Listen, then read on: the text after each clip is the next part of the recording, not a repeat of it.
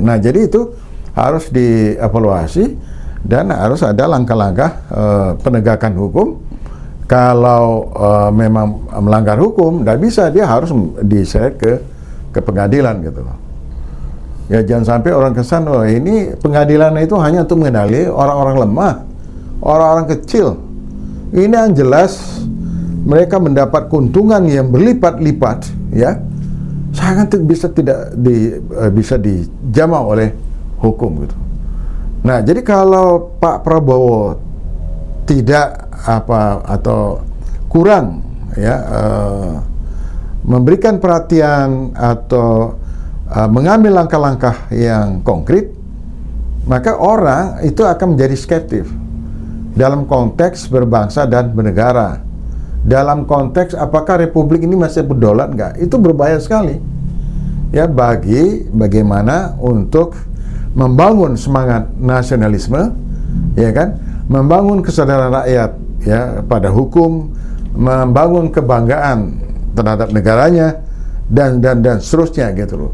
Nah, jadi Pak Prabowo mesti ya dengan PIK 2 ini ya, start dari PIK 2 ini juga akan menuju pada proyek-proyek yang lain yang jauh. Anda menyaksikan Just Talk, Justice Talk Show. Bincang-bincang keadilan, politik, hukum, ekonomi, dan budaya bersama Hadi Priyono dari Jurnal Politik TV yang diberdayakan oleh visibangsa.com. Media merdeka mencerahkan bangsa. Pemirsa, berjumpa lagi dalam bincang spesial Jurnal Politik TV. Just Talk, bincang keadilan seputar dunia politik, hukum, ekonomi, pendidikan, dan budaya. Kita masih akan merespon perkembangan terkini misteri pagar laut yang semakin misterius. Walaupun publik saat ini bergembira dan memberikan apresiasi kepada pemerintah yang pada konferensi pers pembongkaran pagar laut, Menteri Nusron Wahid menyatakan bahwa seluruh HGB di seputaran pagar laut akan dicabut. 266 sertifikat HGB dan bahkan ada 17 sertifikat hak milik.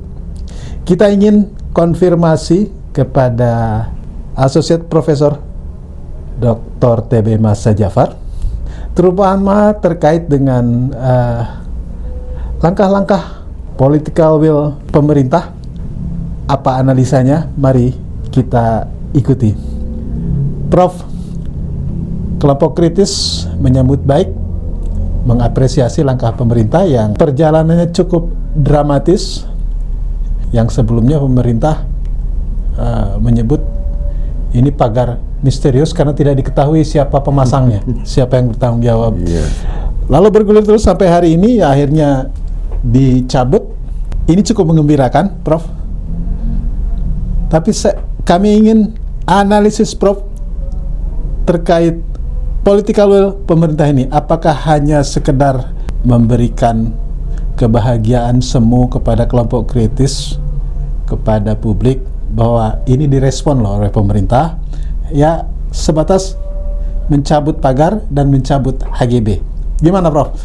Ya, saya kira PIK 2 ini menjadi satu case bahwa memang dalam 10 tahun terakhir ini negara itu dibuat tidak berdaulat. Betapa mirisnya kita lihat munculnya case PIK 2 ini, itu kita bisa mengambil satu kesimpulan.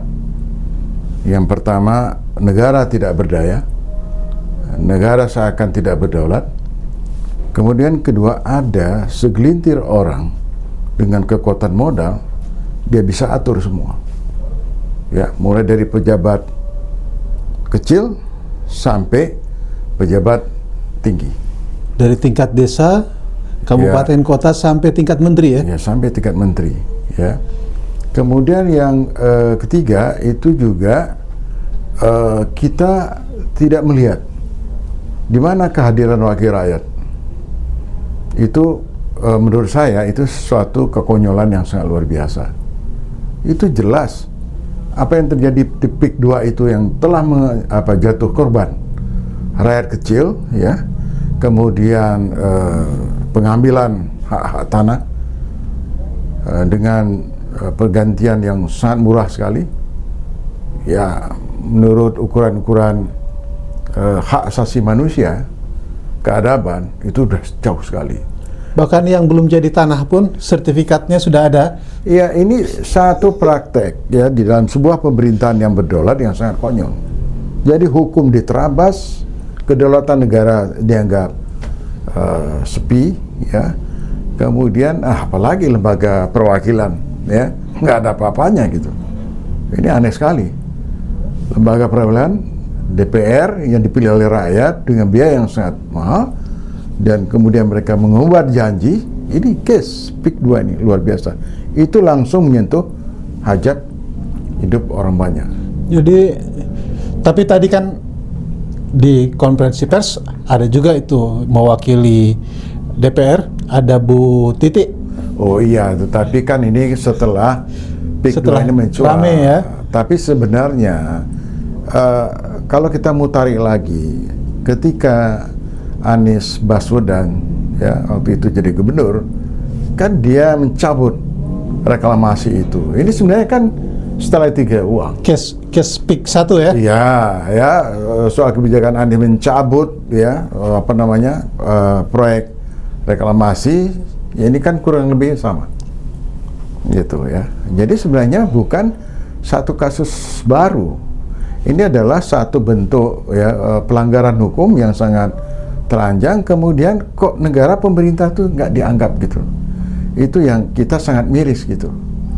Nah, kita nggak bisa membayangkan di republik ini ada orang, ya, karena memiliki kekuatan modal, seakan-akan negara itu dianggap kecil sekali. Pejabat negara itu nggak ada harganya. Bayangkan gitu ya. Nah, ini terjadi 10 tahun di pemerintahan Jokowi. Nah, tadi pertanyaan Bung Hadi, apa kira-kira political will ke depan.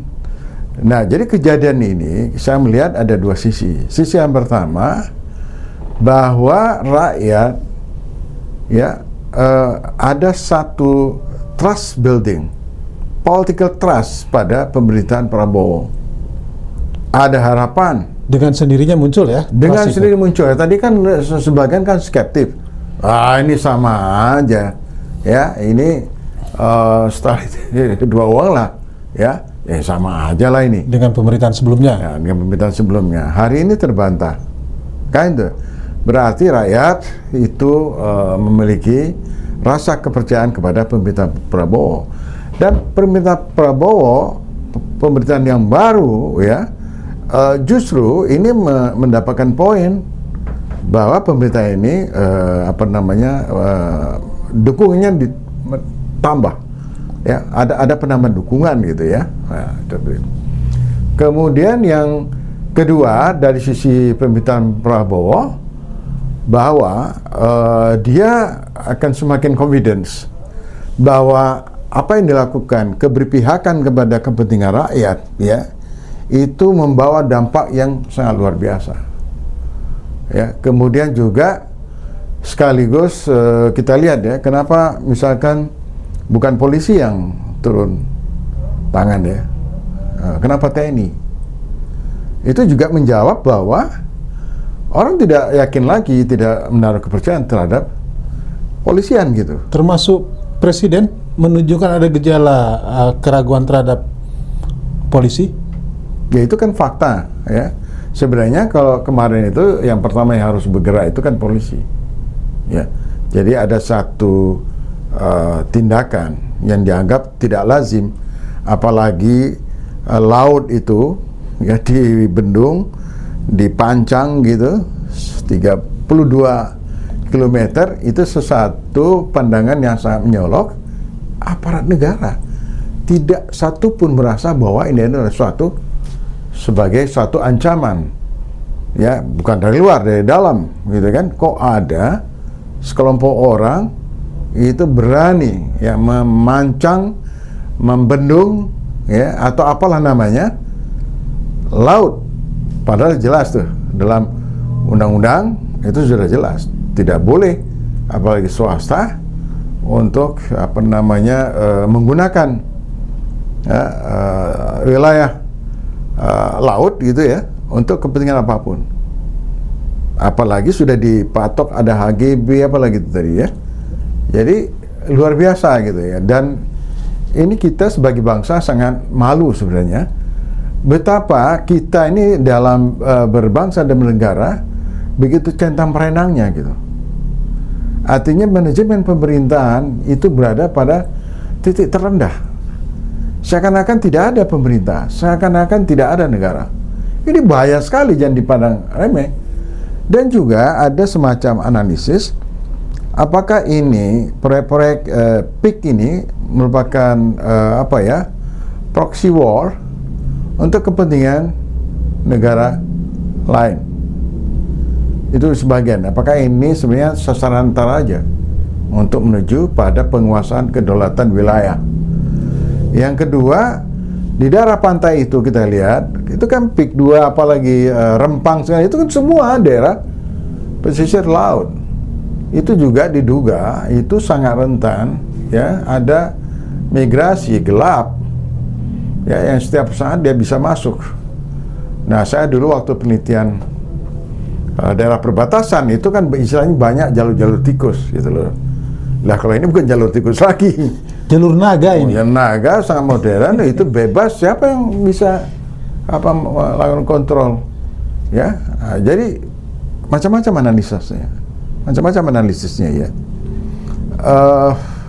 Kemudian juga bahwa hampir ya ini kan baru kasus PIK ya.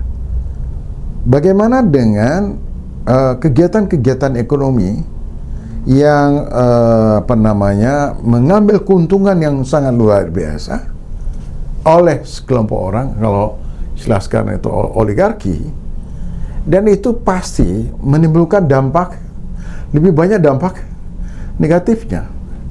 Kerusakan lingkungan dah pasti, itu juga merupakan proses pemiskinan, caplok lahan, barang murah, ya kan, kemudian melemahkan ya kedaulatan negara. Kemudian ada semacam menimbulkan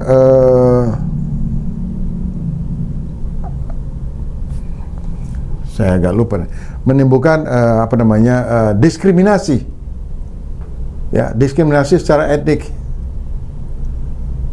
Itu hampir semua tambang gitu. Melalui apa? Melalui masuknya pekerja-pekerja asing. Jadi kalau kita deret proyek-proyek itu, pertanyaannya, apakah negara ini diuntungkan? Apakah bangsa ini dengan proyek-proyek dari proyek-proyek strategis nasional itu? Iya, kemudian juga proyek tambang segala macam ini sudah terbukti siapa yang diuntungkan gitu.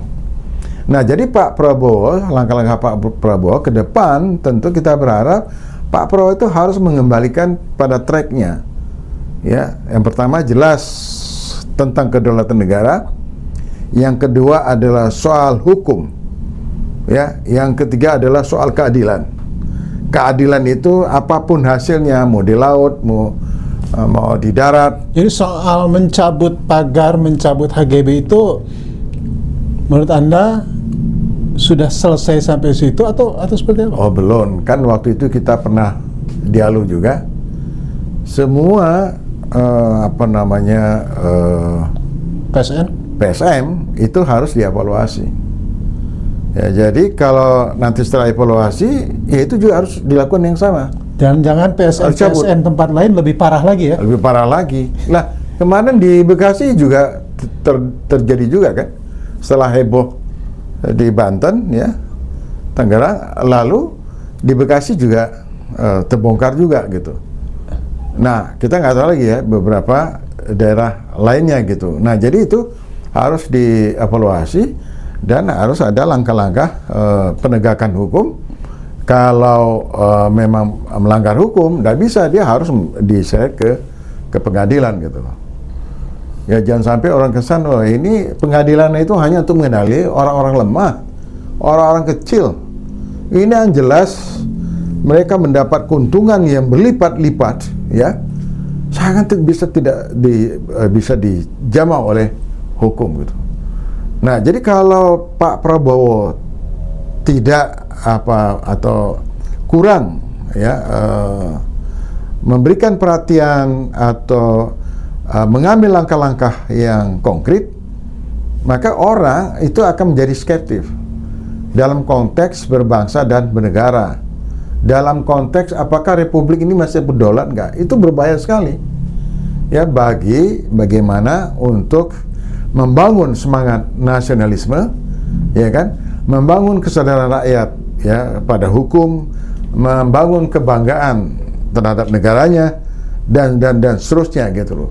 Nah, jadi Pak Prabowo mesti, ya, dengan PIK 2 ini, ya, start dari PIK 2 ini juga akan menuju pada proyek-proyek yang lain yang jauh. PIK 2 sebagai pintu masuk saja gitu. Pintu masuk saja. Nah, itu penting. Kalau itu berhasil, Pak Prabowo saya kira dukungan politik legitimasi, ya, yang bukan yang konvensional, ya, atau kepercayaan kepada pemerintahan Prabowo, saya kira itu akan semakin kuat gitu.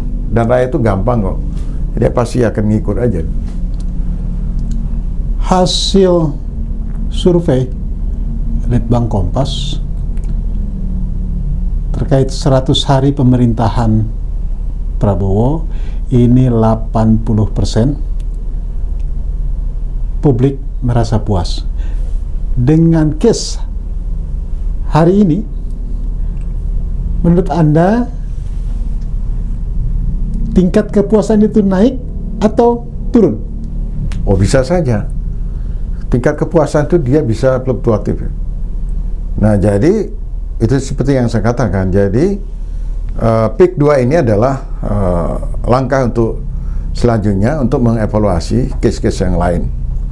Kemudian kalau yang saya selalu mengatakan, langkah Pak Prabowo pertama ketika beliau menjalankan pemerintahan adalah penegakan hukum. Ini soal PIK, ya. Kemudian apalagi soal KPK, ya, soal KPK itu beberapa kasus yang sudah terang benderang, ya, ini mesti juga Pak Prabowo juga harus mengambil sikap, ya.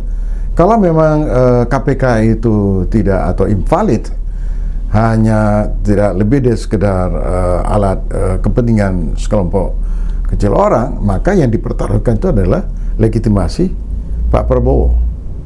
Nah, itu nanti bisa terkait tentang apakah trust atau survei tingkat kepuasan, apakah ini juga akan memberikan kontribusi bahwa masyarakat memang puas gitu. Itu baru dari segi penegakan hukum. Dari ekonomi kita belum lihat lagi, ya, apa gitu. Nah, tentu 3 bulan ini nanti mudah-mudahan ada survei, ya, kita lihat bagaimana tingkat kepuasan di bidang ekonomi. Tetapi sekarang ini yang sangat penting, ya, saya kira memang langkah awal itu adalah dalam soal penegakan hukum, karena memang harus mulai dari situ. Kalau proses penegakan hukum ini semakin, ya, memperkuat harapan atau keyakinan dari publik, ekonomi juga akan memberikan dampak. Ada kecurigaan publik kalaupun terjadi langkah penegakan hukum berikutnya, ini korbannya yang kecil-kecil. Kalaupun pemerintahan, paling pemerintahan desa. Kalaupun di kementerian, ya paling eselon 3, eselon 4 gitu. Nggak sampai eselon 2, eselon 1. Ada kecurigaan seperti itu. Ya, kecurigaan ini kan begini, Bung Ade, melihat pengalaman yang lalu. Ya. Kan begitu. Jadi kalau sebagian rakyat, sebagian publik curiga paling ini hanya penegakan hukum ini hanya sebatas yang kerucu-kerucu, ya, yang kecil-kecil itu berdasarkan, ya, pengalaman yang lalu. Nah, tentu Pak Prabowo juga harus lebih serius, lebih komit, ya, betul-betul penegakan hukum ini harus dilakukan secara konsisten dan harus berani gitu loh. Karena modal pemerintahan Pak Prabowo sekarang ini Ya, pertama itu adalah soal penegakan hukum. Kalau beliau gagal di dalam penegakan hukum ini, maka pemerintahan itu nggak ada artinya. Tidak akan dipercaya. Tidak akan dipercaya oleh publik, juga tidak akan dipercaya oleh para investor. Siapa yang mau invest hukum aja centang perenang seperti itu, ya? Tidak aman, tidak secure. Itu aja. Saya kira Pak Prabowo juga sudah ngerti. Tetapi saya melihat bahwa ini ada satu dampak yang sangat positif, bahwa dukungan publik kepada Pak Prabowo itu semakin kuat gitu. Dan itu yang harus diketahui oleh Pak Prabowo, itu sebagai modal politik untuk mendorong perubahan yang lebih progresif lagi gitu. Kekuatan politik Pak Prabowo juga kan sebenarnya punya kekuatan di gedung parlemen yang Anda sebut tadi. Sampai hari ini DPR-nya bungkam, ya kan? Untuk menopang langkah Pak Prabowo, politik pemerintah, apa yang harus dilakukan Pak Prabowo? Toh Pak Prabowo memimpin partai yang cukup besar dan kursinya juga cukup besar di parlemen. Analisa Anda? Ya, kalau itu kan lebih bersifat formal, ya, pendekatan lembaga formal ada parlemen. Enggak cukup seperti itu, karena boleh dibilang kan sebagian publik juga meragukan, ya, parlemen itu. Ada orang yang bilang parlemen dalam 10 tahun ini kan tukang stempel aja. Apa bedanya waktu masa sebelumnya gitu ya. Nah, Pak Prabowo itu justru harus membuka komunikasi dengan kelompok-kelompok strategis yang non parlemen, entah dengan pengusaha menengah bawah, entah dengan cendekiawan, kampus. Karena kan program Pak Prabowo ini luar biasa juga ya. Jadi dia harus menyentuh kelompok-kelompok strategis supaya bahwa kepemimpinan dia itu adalah kepemimpinan yang real, yang langsung connected-nya dengan akar rumput, ya, karena banyak sekali program yang mau digulirkan gitu. Jadi tidak bisa lagi hanya mengandalkan kekuatan-kekuatan politik formal. Kita juga sudah tahu semua lah, ya, tentang kualitas, tentang komitmen. Ya, kalau Pak Prabowo hanya mendengar parlemen yang konflik interestnya tinggi sekali, dia bisa bias. Nah, oleh karena itu Pak Prabowo justru harus banyak berkomunikasi ke bawah, langsung melihat apa problem-problem nyata yang dihadapi oleh rakyat gitu. Karena kan beliau selalu ingin bagaimana pemerintahnya itu adalah meningkatkan kesejahteraan rakyat. Itu berulang-ulang dia katakan. Anda yakin Pak Prabowo bisa diharapkan untuk penegakan hukum ini?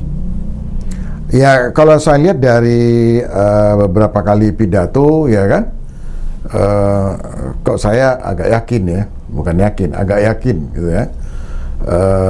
Kalau tidak, maka pidato itu bisa dianggap bohong. Ya, itu rakyat akan kecewa, akan hopeless ya. Kasihan rakyat. Jadi kenapa rakyat ini selalu dikibuli oleh pemimpinnya? Jadi janji-janji kampanye itu hanya seberapa persen aja yang bisa dilakukan, yang lakukan secara konsisten. Karena aparat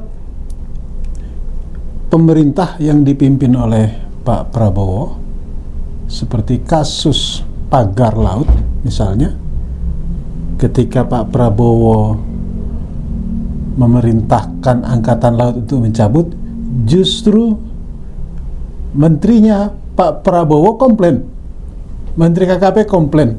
Nah, dalam konteks penegakan hukum, mungkin nggak ada kejadian-kejadian yang serupa?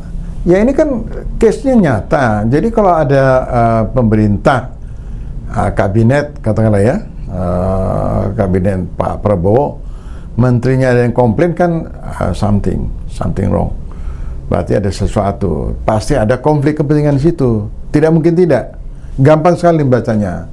Nah, oleh karena itu Pak Prabowo ditantang lagi. Apakah Pak Prabowo itu betul ingin membangun kabinet yang clean, yang bersih ya? Ya, orang juga sudah tahu. Sebagian menteri dari Pak Prabowo itu kan bermasalah Semua orang udah tahu, itu jadi rahasia umum. Sebagian menteri-menteri itu kan juga titipan dari Pak Jokowi. Menteri-menteri titipan itu kan bermasalah secara hukum gitu. Jadi kalau ini tidak tidak diambil langkah-langkah untuk membersihkan ya istilahnya benalu-benalu dalam kabinet itu, Pak Prabowo justru akan tersandra. Ya, ini kita perlu ingatkan.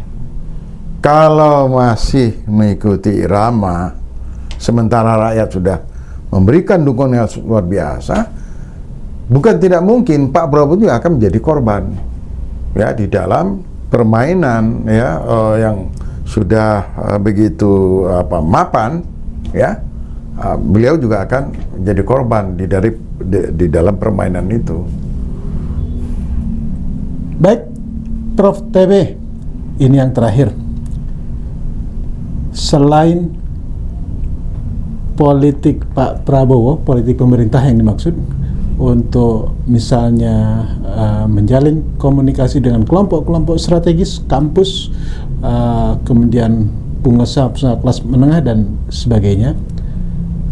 Dengan analisis Anda yang terakhir di lingkar kabinet, berarti Pak Prabowo juga politik pemerintahnya yang pertama harus membersihkan kabinetnya. Bisa seperti itu? Harus. Itu adalah evaluasi 36 bulan ke depan. Ya. Kalau tidak, saya kira agak sulit. Sulit maksudnya pembantu malah jadi beban Pak Prabowo? Oh, tidak hanya beban, tapi Pak Prabowo itu juga bisa ya akan digilas oleh ini kan ada pemerintahan di dalam pemerintahan, dan dalam istilah lain ada dua matahari kembar. Artinya kekuasaan itu tidak firm ya pada Pak Prabowo selaku kepala pemerintahan, sebagai presiden. Tidak bisa. Bagaimana mungkin kalau anggota kabinetnya itu tidak tunduk pada apa yang diperintahkan, dikomunikasikan oleh Pak Prabowo? Jangankan diam saja itu juga akan melemahkan pemerintahan. Apalagi Mbak Lelu, diam saja itu justru melemah. Jadi kalau memang harus diganti, dievaluasi, ganti aja. Kuncinya Pak Prabowo harus berani melakukan langkah-langkah. Oh, harus berani. Itu yang ditunggu oleh rakyat gitu loh. Ya, harus berani gitu loh. Karena luar biasa, harapan rakyat kepada Pak Prabowo ini luar biasa. Andai kata tidak terjadi ya perubahan kepemimpinan, atau andai kata bukan Pak Prabowo, tidak akan pernah terjadi ini. Itu aja gitu loh. Baik, Prof. TB. Terima kasih, Prof. TB. Mudah-mudahan dan kita berharap, seluruh rakyat Indonesia juga berharap Pak Prabowo menunjukkan keberaniannya, karena di belakang Pak Prabowo sungguhnya adalah rakyat Indonesia, bukan segelintir orang yang justru membuat repot beliau. Terima kasih sekali lagi, Prof. TB. Ya, Bu Hadi, terima kasih. Pemirsa, nantikan telah menarik lainnya hanya di Jurnal Politik TV yang diberdayakan oleh visibangsa.com, media merdeka mencerahkan bangsa. Billahi taufiq wal hidayah. Wassalamualaikum warahmatullahi wabarakatuh. Anda menyaksikan Just Talk, Justice Talk Show. Bincang-bincang keadilan, politik, hukum, ekonomi, dan budaya bersama Hadi Priyono dari Jurnal Politik TV yang diberdayakan oleh visibangsa.com, media merdeka mencerahkan bangsa.